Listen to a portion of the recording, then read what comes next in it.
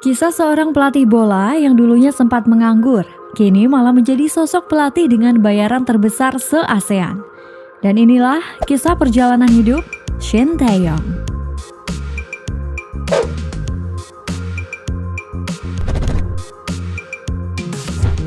Diketahui sosok pria bermarga Shin dengan nama Tae-yong ini lahir pada 11 Oktober 1970. Tae-yong merupakan pria kelahiran Yeongdeok, Gyeongbuk, Korea Selatan. Tak ada yang menyangka jika Tae-yong merupakan pelatih dengan latar belakang pendidikan yang tinggi. Shin Tae-yong tercatat sebagai lulusan Universitas Yeongnam, Korea Selatan. Kampus ini memiliki peringkat ke-1138 di dunia, 248 di Asia, dan 27 di Korea Selatan.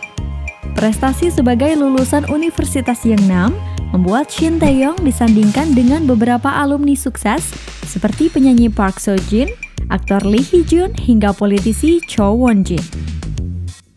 Pria dengan tinggi badan 175 cm ini mengawali karir sebagai pemain sepak bola sejak tahun 1992 hingga 2005 di klub Songnam Ilhwa yang kini berubah nama menjadi Songnam FC.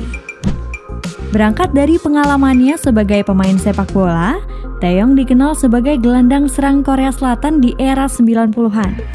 Selepas membela Songnam FC selama 13 tahun, Tae-yong berpetualang ke Australia dengan membela Brisbane Roar. Sayangnya, kebersamaan bersama klub asal negeri Kanguru tersebut harus berakhir dengan keputusan pensiun yang ia ambil akibat cedera yang dialaminya kala itu.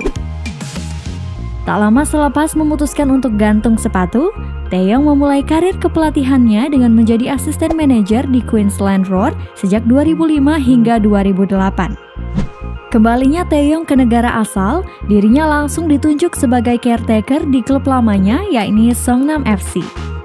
Dan pada tahun 2009, Tae-yong resmi ditunjuk sebagai pelatih tetap dan membawa prestasi membanggakan dengan membawa Songnam FC menjuarai Liga Champions Asia pada tahun 2010.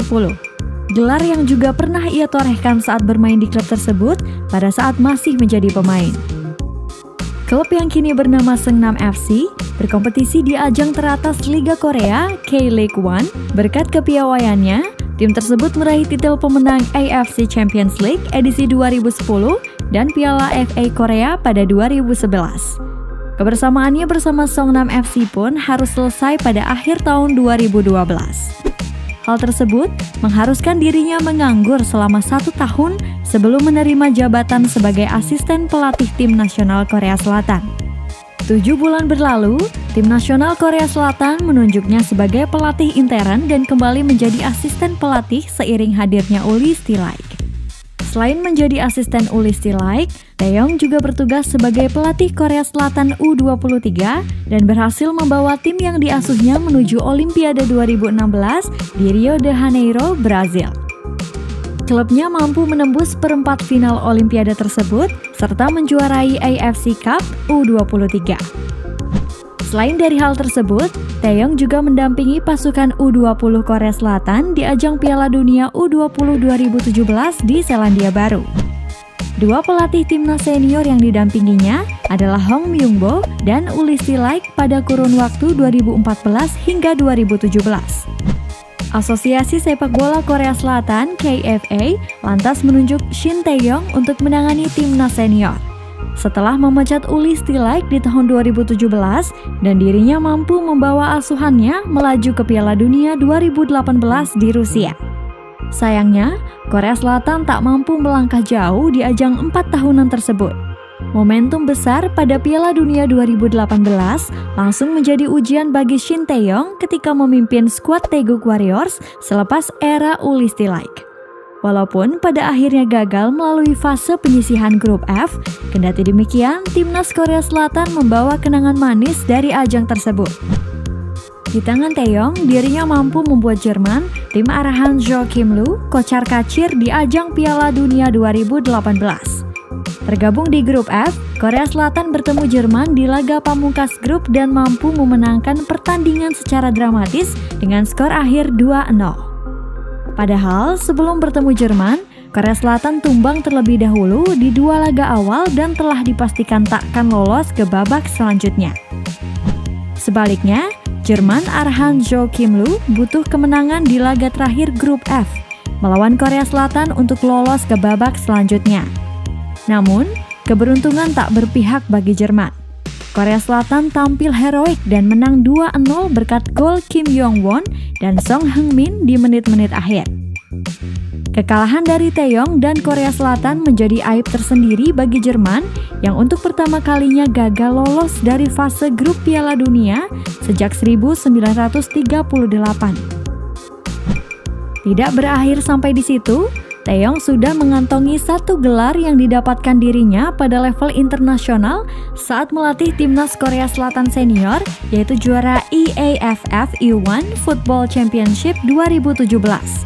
Di babak final yang dibuat dengan format round robin, Korea Selatan tidak terkalahkan atas Jepang, Cina, dan Korea Utara. Karir Shin Taeyong dalam dunia sepak bola bukan hal baru, karena sederet prestasi yang sudah pernah diraihnya. Ada pula fakta menarik dalam perjalanan Taeyong meraih sederet prestasi tersebut, di mana ia mampu membuat tim Indonesia, Persib Bandung kocar-kacir di ajang Asian Club Championship. Saat itu, tim yang ia bela kala bermain, Songnam FC, berada dalam satu grup dengan si Pangeran Biru di grup Asia Timur. Di laga yang berlangsung 1 leg itu, Taeyong turut menyumbangkan 1 gol untuk Songnam FC. Gol tersebut dicetak di menit ke-19 di hadapan pendukung Persib. Saat itu, seluruh laga di grup Asia Timur dimainkan di Bandung. Kini, Taeyong melebarkan karir kepelatihannya ke negara Indonesia.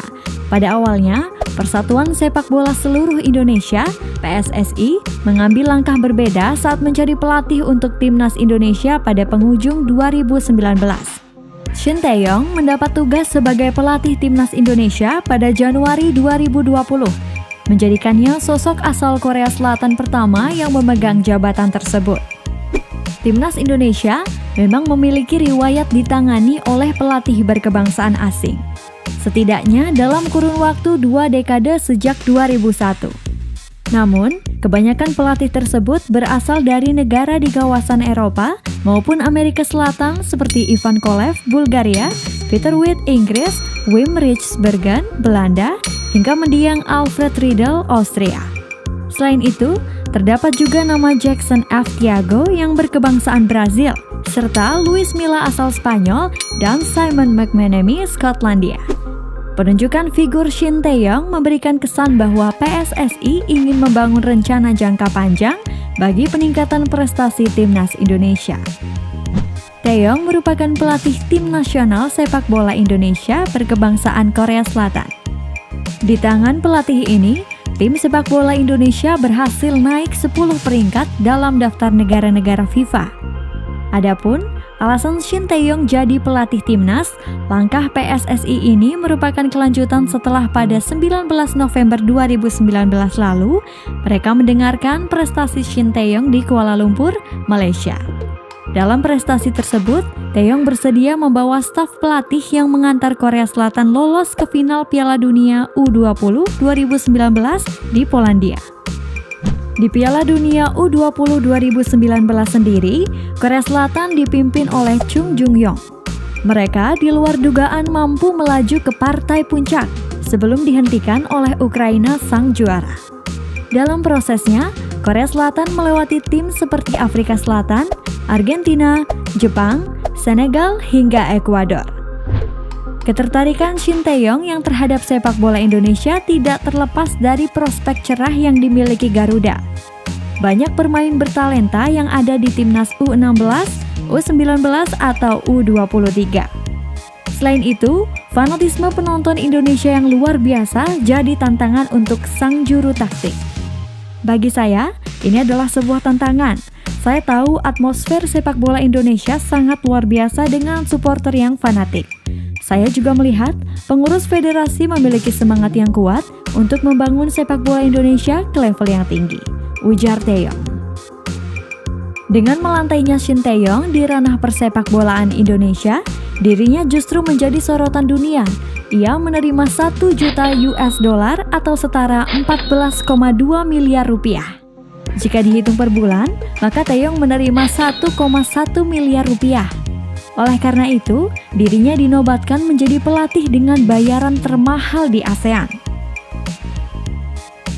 Itulah sederet prestasi yang dimiliki Shin Tae-yong, yang kini menjadi pelatih tim nasional Indonesia, hingga dirinya mampu membawa timnas Indonesia ke partai final Piala AFF 2020. Semoga video ini dapat bermanfaat dan dapat menambah wawasan untuk kalian. Terima kasih dan sampai jumpa di kisah perjalanan hidup tokoh inspiratif berikutnya.